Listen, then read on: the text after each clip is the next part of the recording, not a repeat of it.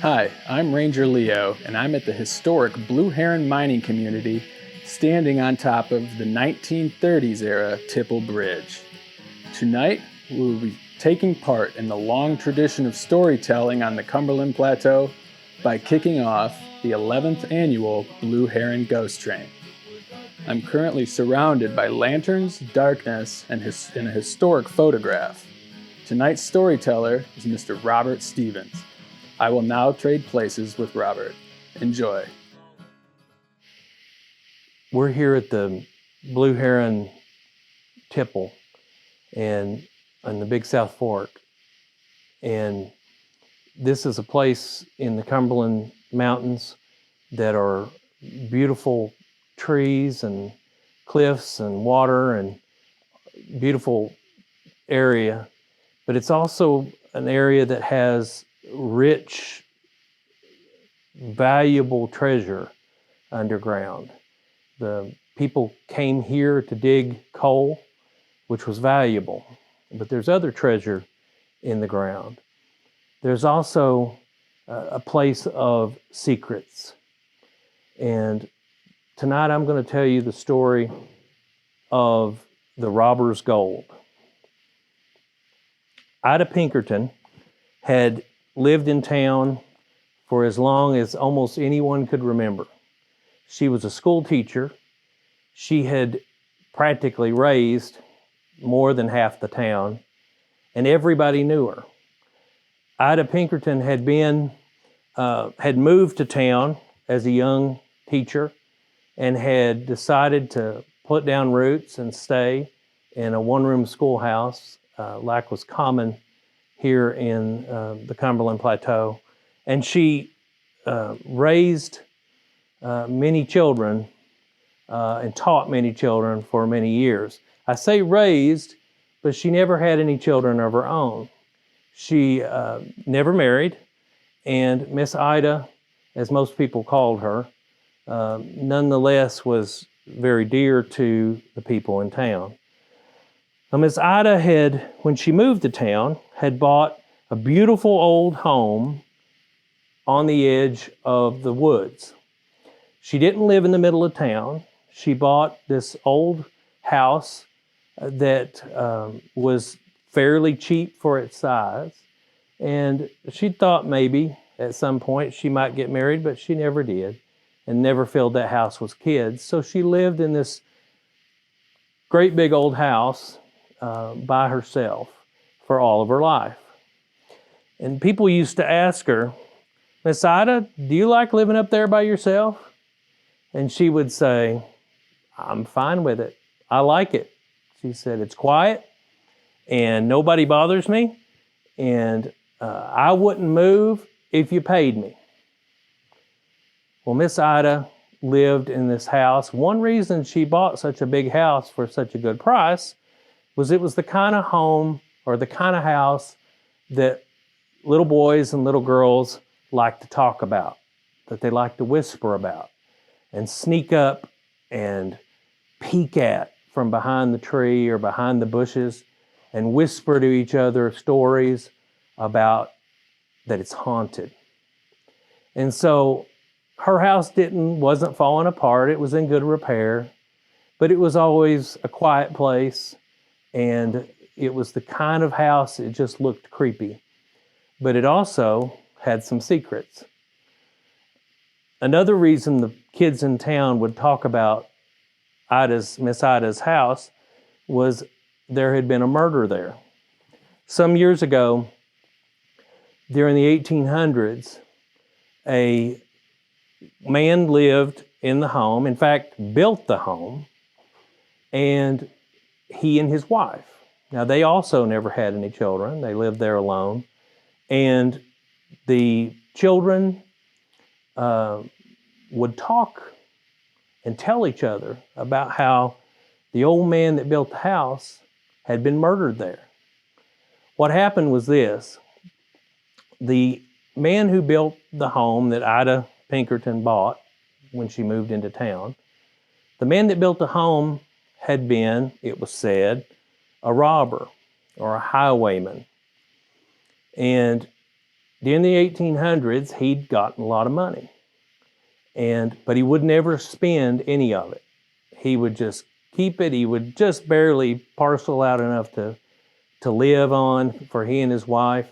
And in fact, he was so stingy with his money that when she got in her last illness, when his wife became ill and died, he wouldn't even spend any money to have a doctor come in and check her out. So he was known as being miserly, being stingy with his money. And it was also told, and it became common knowledge through town, that this robber had one time in the late 1860s, or the mid 1860s, had, during the Civil War, had actually found a wagon train full of Union gold that was being taken down the old Jacksboro Road to Knoxville to supply the Union troops and pay the troops there during the siege of Knoxville. And the story was that the old robber had found a wagon full of gold. And as I said, this became common knowledge. And it became so common that one day some other robbers decided to come into his home when he was an old man and he was there by himself and kill him. And that's how the townspeople found him. It was told, though, and I don't know how they knew this, but one of the robbers must have told, that they never, despite how they tested him and tortured him and tried to find out before they killed the robber, the old robber, they couldn't find where he'd ever put that Yankee gold. Well, the old robber's house was the house that Ida Pinkerton bought. Now, kids whispered about it because of the murder, and kids whispered about it because it looked like a creepy old house on the edge of town, and kids whispered about it because it had 2 graves in the backyard. The old robber and his wife were both buried in the backyard. I told you how he was stingy, he was miserly, and he wouldn't spend any money. Well, his wife when she died, he was so stingy that he wouldn't buy a tombstone for her.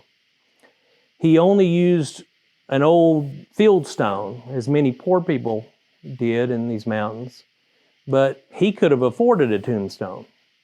But instead, he just used an old field stone and propped it upright and put it over his wife's grave. And then when he died, the townsfolk said, well, we're not going to pay out of the town funds or anybody's private funds to bury him. He wouldn't even give his wife a tombstone, and he could have paid for it. So we're just going to use an old field stone for him. So they buried him when they found him, buried him just right next to his wife in the backyard behind the house. And the tombstones were placed right up against the back of the house, right up in the backyard, right up against the house, which you'll admit with me is pretty strange.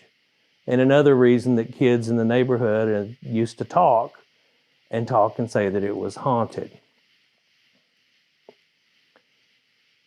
Well, Ida Pinkerton retired as a teacher, and she stayed in town. And relatives outside of town and tried to talk her into moving away, and she never would. And as I said, people just to look at her and say, Miss Ida, why don't you move out? You don't have any kin here. Why don't you move away? And she said, nope. She said, I live here. I have lived here my whole life, and my church is here, and my school kids that I taught are here, and you couldn't pay me to leave this house. Miss Ida was not only a good teacher, she was a God-fearing woman. And what that meant was she liked to read her Bible, and she took it very seriously, and she prayed regularly, and she went to church on Sundays whenever there was a service. And Miss Ida felt safe up there. She felt like the Lord would protect her, and she'd be okay. Well, Miss Ida, one night on a summer night, kind of like tonight, when it's really hot and the crickets are chirping and the katydids are chirping, but it's sultry and hot outside, Miss Ida was sitting at home, staying up late, reading by her lantern, reading her Bible. As she turned the page, turned the page to the next, and she thought she heard a sound outside. A clop, clop, clop, clop, clop, clop, clop, clop, clop. Sounded like a horse. It would have been unusual for anybody to come see Miss Ida at this time of night. It would have been unusual most days for anybody to come anyway, up there by herself. But it was especially unusual this late at night, and Miss Ida got up, walked over to the window beside the door, and looked outside. She didn't see anybody. There was no one out there. The little driveway that rode up to her house, there was no one on it. So she shrugged her shoulders, went back, sat back down at the table, and began to read again. A few minutes later, she heard clop, clop, clop, clop, clop, clop, clop of horse hooves approaching further. And she heard a horse whinny outside. Miss Ida got up, went again to the window, pulled the curtain to the side, and looked outside. But she didn't see anyone standing there. Didn't see any horse. Didn't see anybody. So she thought, well, maybe it's the wind, or maybe I'm hearing, my hearing's not too good. So she went down and sat back down again. She began to read, turned the page. Well, she heard, as she sat and continued to read, she heard one loud knock on her front door. Miss Ida thought, well, I didn't imagine that. She sat up, went to the door, and looked outside. She pulled the curtains aside and looked out, couldn't see anything. She thought, well, I can't really see all the way around to the other side of the door, so maybe they're standing there. So Miss Ida said, "Who are you and what do you want?" No one answered. Miss Ida said, I told you, I said, "Who are you and what do you want? You're knocking on my door." No one said anything. But she heard again one loud knock on her front door. Well, Miss Ida lived alone, but she wasn't stupid. She kept the shotgun just in case, and she reached behind the door, got her shotgun, prepared, held it in her hands, and unlatched the door, the chain across the door, and unlatched the bolt from the door, and she opened the door, carefully keeping the shotgun leveled at the gap in the door. When she did, she saw outside a tall, handsome gentleman wearing a broad-brimmed hat. His clothes were a little old-fashioned, but he looked like he'd been riding a long, long time. His clothes were covered in mud, and his hat was starting to kind of bend at the edges. And he had a beard and a mustache, but he was a handsome man and tall. Well, when Miss Ida pointed the shotgun at him and said, "Sir, who are you and what do you want? You're standing on my porch."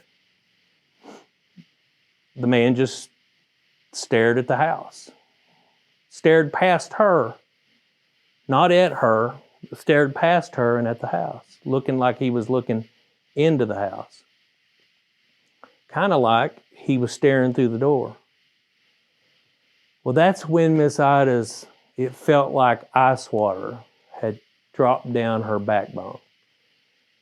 And her heart just sort of seized a little bit because she looked at the man and it's like she could see through him.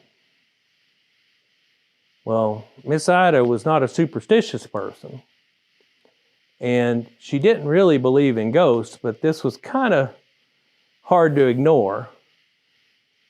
So she continued to level the shotgun at him, and she said, "Sir, who are you and what do you want?"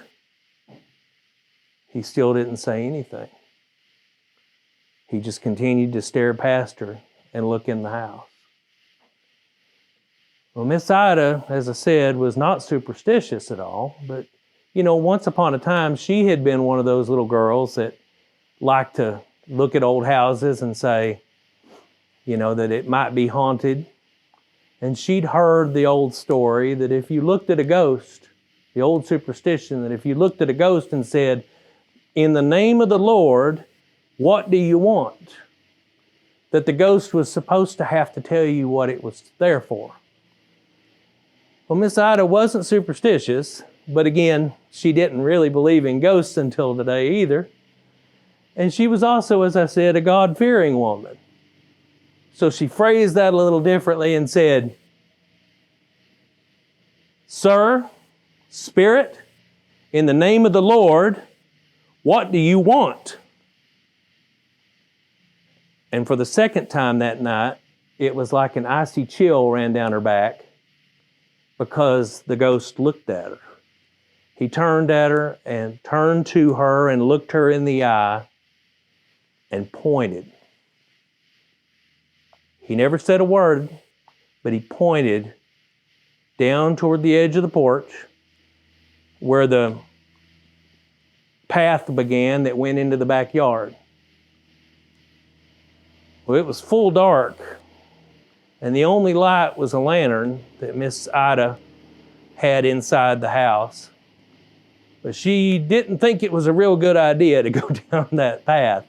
So she said, "Okay, sir, if you want to go down that path, you go right ahead." But he's still looking at her, looking her in the eye, continued to point down toward the path that went into the backyard. Miss Ida thought for a minute and said, "Well, okay." So she took her gun and she took her lantern and she walked to the edge of the porch, and as she did, the man followed her. She walked down the edge of the path and around where he was still pointing, and she turned the corner of the house back into the backyard. And as she turned the corner, she was looking right at the two graves, the two field stones that were buried with the stones right up against the house. So Miss Ida stood there for a minute, and the man walked by her. He walked until he came to the first of the stones and stood still behind the first stone. Right between the stone and the house, he stood, and he pointed down toward the farthest stone. He still didn't say a word, but he continued to look at Miss Ida. She carefully and tepidly walked over and said, "Well, what do you want?" She said, "Spirit, in the name of the Lord, what do you want?" And the Spirit looked at her, still straight in the eye, and said, "Dig."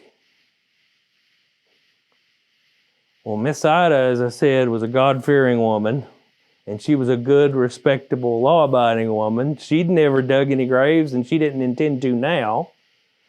But what was she going to do? She had a little garden in the backyard, and she kept a shovel back there and some hose. Well, she ran and got the shovel, and she said, "Are you sure about this?" And he continued to look at her and point at the grave. So Miss Ida took the shovel and she put it down in the grass at the head of the first tombstone, right where he was pointing. And she pushed on the shovel, head of the shovel, pushed it into the ground and pulled back on the handle and pulled up that first clod of dirt and grass and shoveled it to the side. And Miss Ida dug down one more time, said, I don't know what good this is going to do. Clunk. And she hit something in the ground. Not very deep. She hadn't dug very far. She poked it again, clunk. And she said, well, there is something there. And as she looked up, the man was gone. It was just her outside with the crickets and the katydids chirping. And she was there alone. Well, Miss Ida moved her lantern a little bit so she could dig better, and she was already, as my father used to say, in for a penny, in for a pound. So she continued to dig around what she'd hit there in the tombstone. There beneath the tombstone, and she dug around the what she felt that she had hit, and she squared off a little box, more like a chest, really, and she got all the dirt off of it and got it loose from the dirt that had been there. It looked like a long time. She tried to pull it out, but it was too heavy.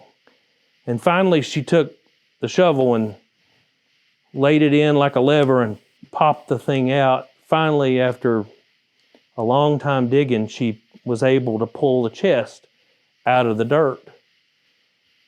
Well, Miss Ida there by the lantern, as the lantern was getting lower and about to go out, because she'd been out there a while, she finally got the lid open and popped it open, and inside she found gold.